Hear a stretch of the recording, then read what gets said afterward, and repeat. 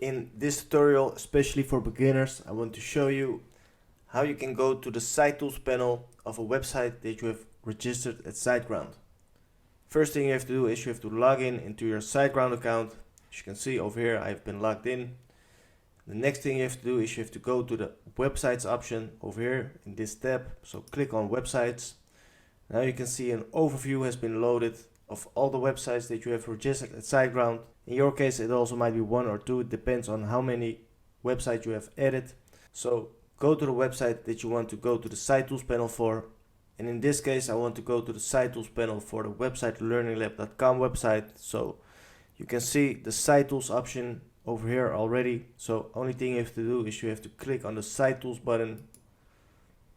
Now after the page will load, now you can see that you have been logged in into the SiteTools panel of your website. And if you have multiple websites registered at SiteGround, then you can also click on change.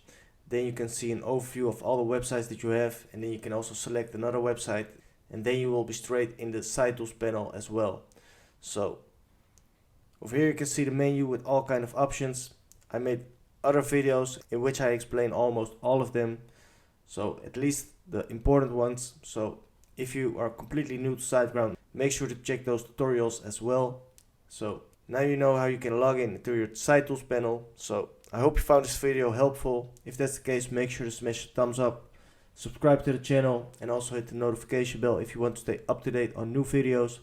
So thank you for watching, and I'll see you back again in the next video.